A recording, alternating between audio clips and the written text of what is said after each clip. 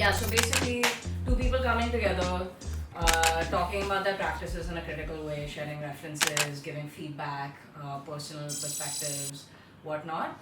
Basically, two people coming together and intimately discussing their practices. And that is what the conventional idea of a studio visit is. But before we go ahead, would love to know what your idea of it was generally, Yeah. or if it was different after hearing about it or learning about it recently. No, it was exactly that. Yeah. Yeah, Awesome. that's.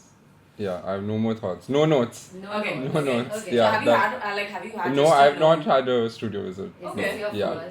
Yeah, I have had to speak about my practice and things like that a lot, especially because I've had to teach. Yeah. So I have built up a vocabulary around that, but I've not had like, oh, come, let me show you exactly. I've done it in a classroom setting, Yeah. so it still feels different. Yeah. So like a lot of the things will speak about today are things that I've had to speak about in different settings. I did a class yesterday also with a fellowship of lawyers actually. With interesting. and they're basically trying to create some of their own immersive experiences out of, it's called Soch Fellowship. Shout out Soch. Okay. Shout out Tamanna. Okay, Hey, what's okay, up? okay. Shout out. I feel But like you're gonna be name dropping a lot. there's going to be so much name You have to dropping. tag like 50. You're gonna have to tag accounts 50 in people. the post. And I have lots of like co-creators in my life, Yeah, right? I have yeah. lots of co-authors from Nidhi to Zen, so they're gonna be getting name dropped. Yeah, I'm like a Yeah. backpack game designer Yeah. is the word I would use. And this is a word from hip hop actually. Yeah. They used to be called backpack rappers. Like Kanye West before he went cuckoo was a backpack rapper. He would go with his backpack, he'd have his entire production studio in his backpack. He'd show up at Jay-Z's doorstep, he's like, here's a beat. And that was a whole thing in hip hop where a lot of the producers, like in the early 2000s, would just go around with their backpack and show up. Yeah, and they're selling a beat. Yeah. They'll be selling a beat. They'll sell the beat to the highest bidder, make a hit song out of it. So a lot of producers would work that way. So this is my backpack, and I'm a backpack game designer. It's not got the rhyme thing to it, backpack rapper, but we are working on like building the name situation. Cool. Yeah. First thing I have is this pouch. Ignore the words because the words say good is great and it's better being bad. Which, Literally. yeah. I'm not sure if I'd like to espouse that philosophy publicly, but privately I might. But this was just a pouch that was there. And why this is nice is because inside this, there are many games. These are all games that I am working on, prototyping, have been building from various topics.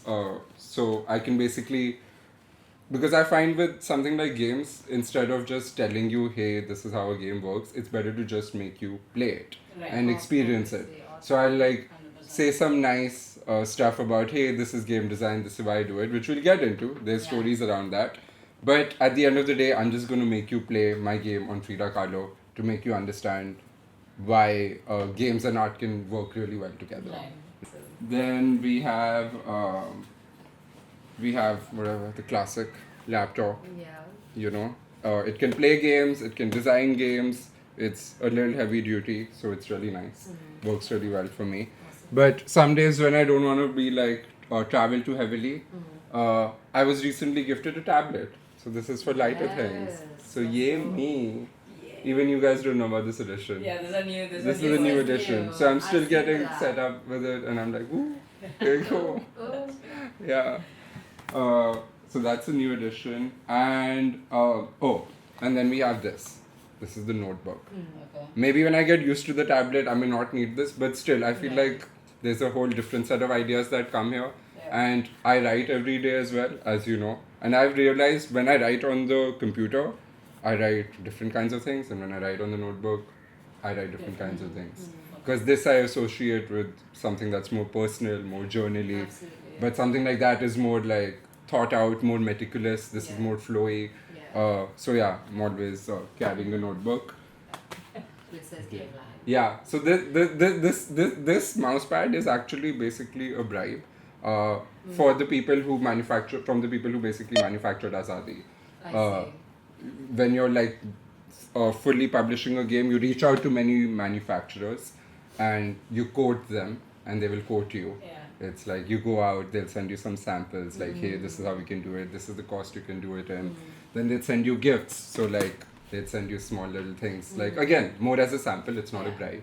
But yeah, you like judge this, go like, is this actually good? Do we want this in our game?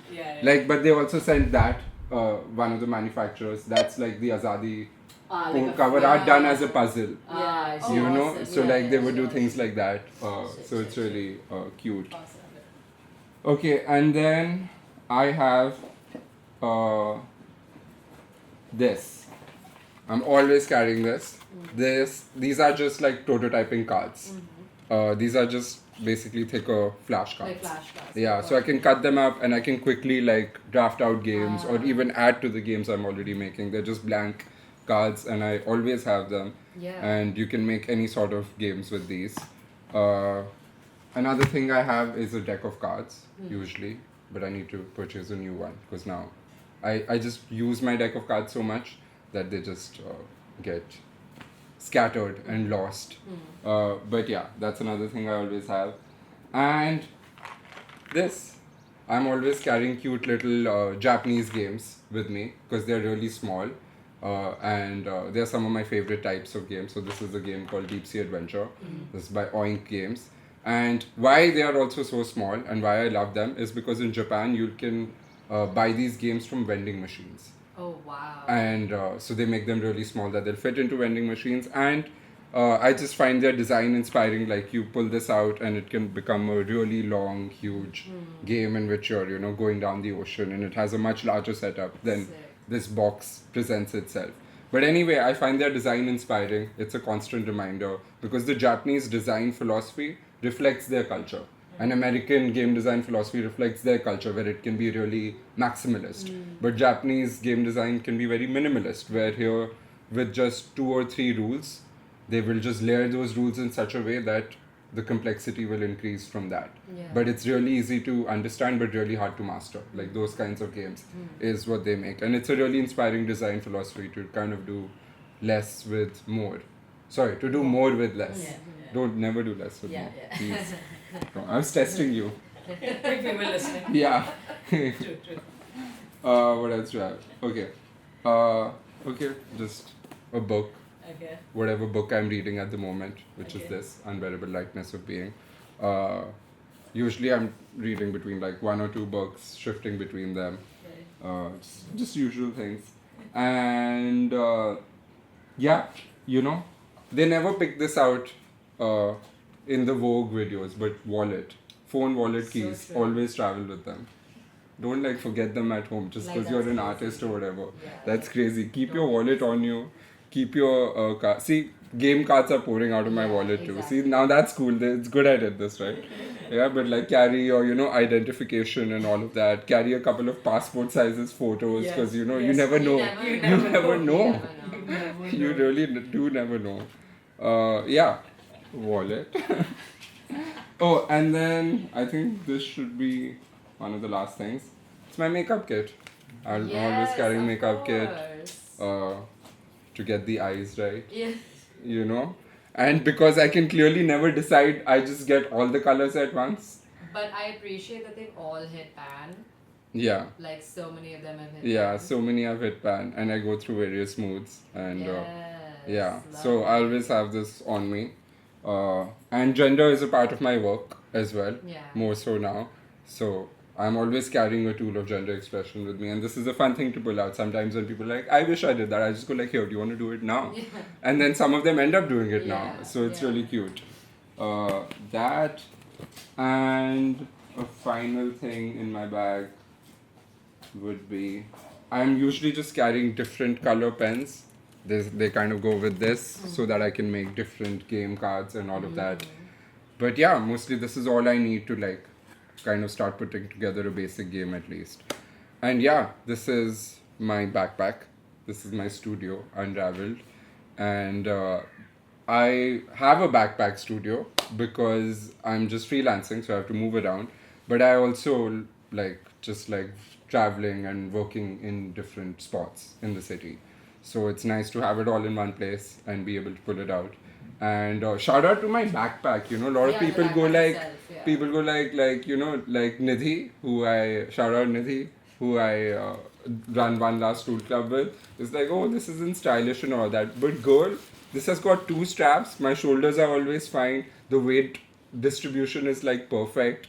You know, so some things are about functionality too, Yeah. and this matters. Okay, Yeah. don't let the people make fun of your Yeah, backpacks. weight distribution is always Yeah, good, weight style. distribution. Shout out Nidhi though, love you.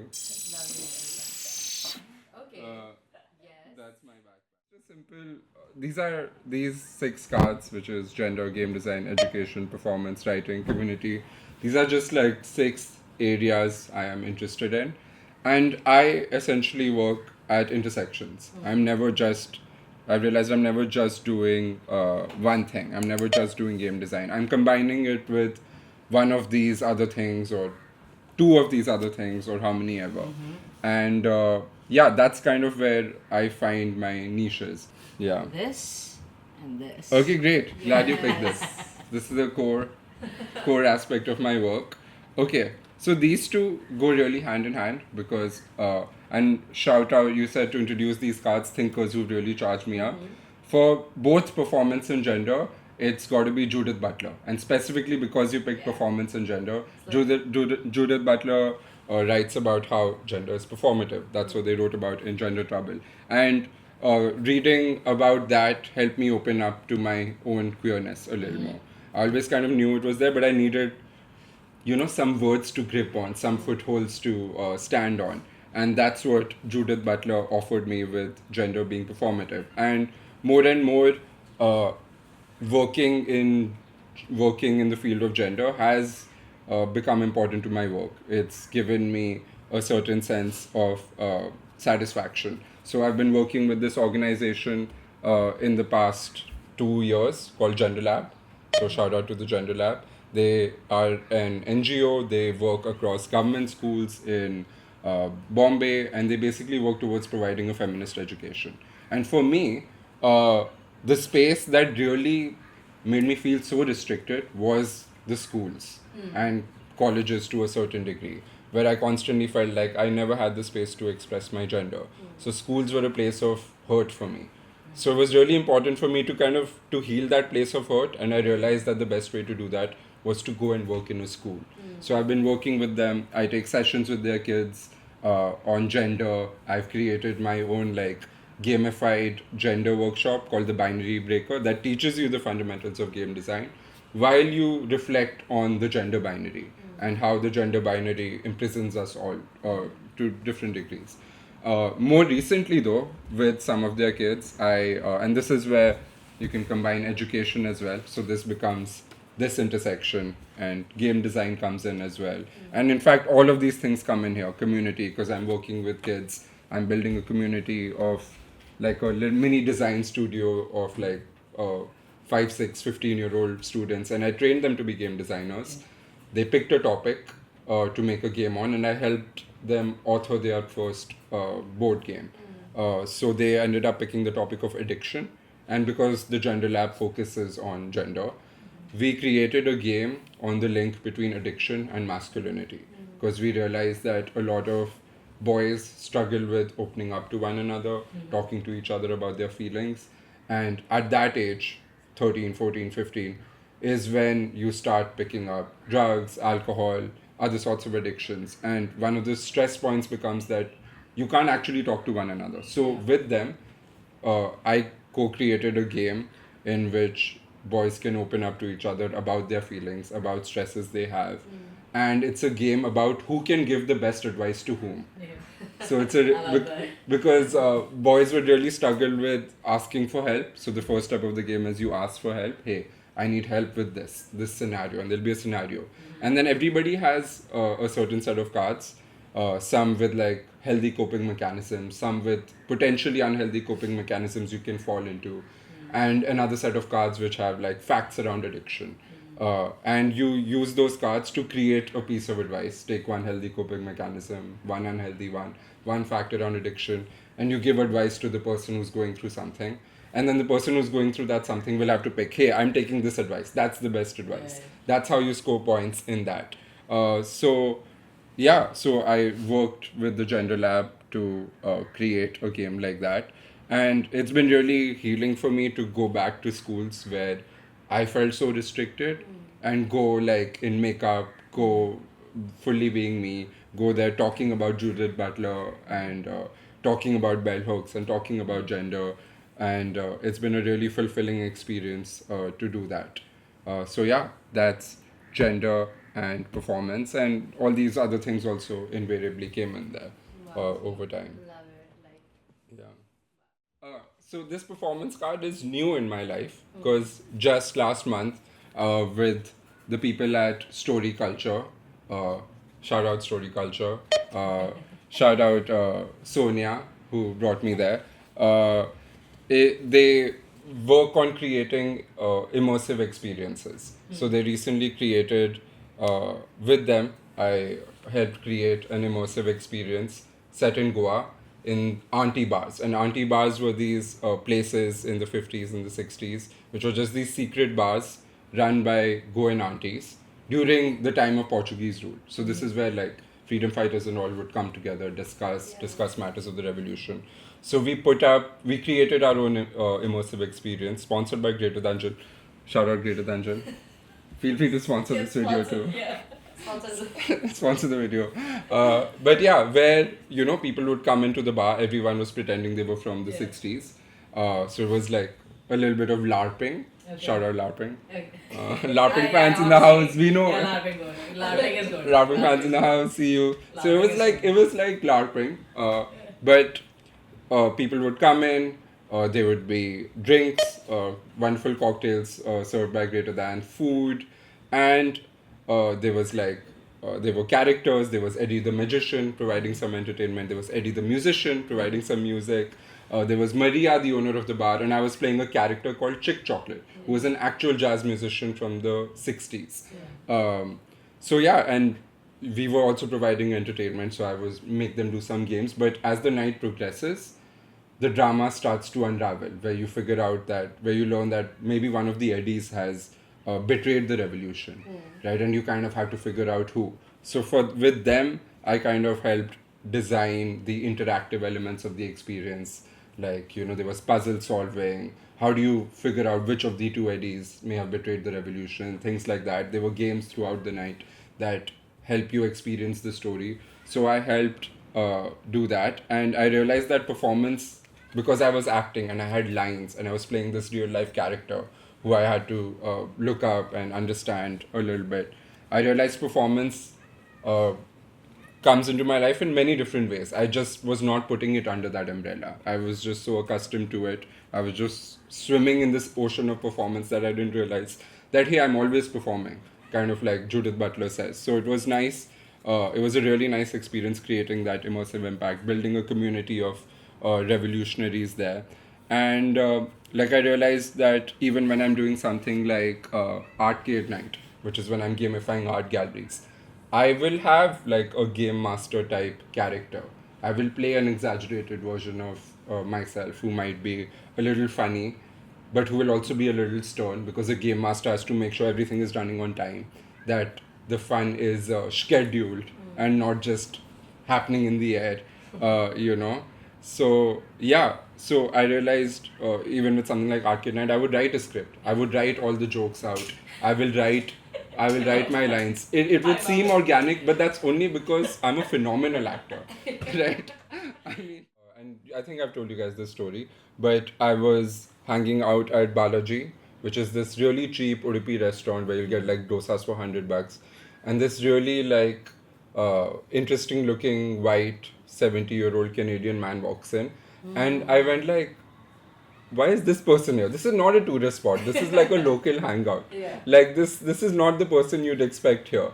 And luckily I was wearing, a really cool printed shirt. Like, come on, when am I not looking cool? That's important, Hey, you still better be looking cool while watching this video. I'm talking to myself in the future. So he's like, nice shirt. And then we started talking, and he's like, I'm an addict. I've been sober for 36 years. I'm a psychologist, and I basically, spend half my time working in Canada in a de-addiction centers and half my time working in India. And I'm like, hey, just like a few months ago, I made this game with kids, and the kids had written all the cards and all of that. And he's like, okay, this is really nice. And I could show it to him because it was all in my backpack, right? And since then, over the past 2 or 3 months, we've collaborated and we have created, and he's given me like lots of psychological data. Actually, I'll show it to you. Yes, please. Uh, The data. yeah, he actually hand wrote all of these notes on addiction and relapse, and this is based on the research of Terence Gorski. Shout out Terence Gorski, who basically studied people going through addiction, and he picked up on 10 different warning signs that come up before a relapse takes place. So before you even decide to pick up the drug, the alcohol again, there are so many different things that go on in your mind, starting from just increased stress to depression to thoughts of, hey, maybe I don't need to take my recovery too seriously. And he figured out that if you counteract any of those warning signs before they reach the 10th one, which is when the thought comes to you, hey, now I should pick up the drug. Until then, you're not thinking that for days, for weeks maybe. If you can counteract them at the early stages, then maybe you can prevent a relapse. So we've basically, with him, using all of his wonderful handwritten notes, I have converted all of this into cards that will help you create a mental map of your brain, figure out which warning sign you're in, and then recommend counteraction cards to you, what you can do about it. So we've already started using this at Krupa Foundation. He works with Krupa Foundation. Shout out Krupa Foundation. And we've already started using this amongst people who have been going through addiction, and it has already been working well. So we plan to make this bigger. But yeah, I mean, most of my work right now has been like just figuring out, like, okay, I have all these tools. How do I take this game design tool to different spaces and see what I can do there? So I'm really open, right? That's how I ended up making a de-addiction game or a de-addiction toolkit or writing or performance. So yeah, that's one thing that we couldn't speak about. But yeah, it built out from all of this work. Sick, Ron. But yeah, shout out to Ron for that. So it's been nice to have a collaborator like him. Awesome. Incredible stuff. You know, one of those things that almost like got resolved, but is there something even beneath that has been, you know? Yeah, I mean, I feel like one of the reasons I'm glad you brought that up, because one of the reasons I started creating in the first place was to start writing my own scripts in life. I realized that in school, you're handed scripts, and you're constantly handed scripts to, you have to act this way when you're born into a particular body type. You have to be this type of person, you have to be this type of an Indian, you have to be this type of XYZ religion.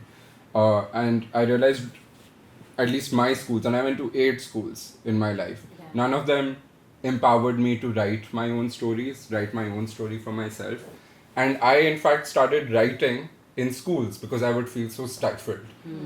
So I would sit in the class and I'd secretly write poetry, in the back of my book. And I'd say secretly because they would criticize you for writing poetry in the classroom. They would criticize you sometimes for reading in Indian schools. It was insane. So a lot of us were never empowered to tell our own stories, and I started becoming an artist because I had to. I realized if I wanted to be able to construct my own self in a meaningful way without everyone telling me, hey, be this, be that, and be something that already has existed, then I will have to be an artist.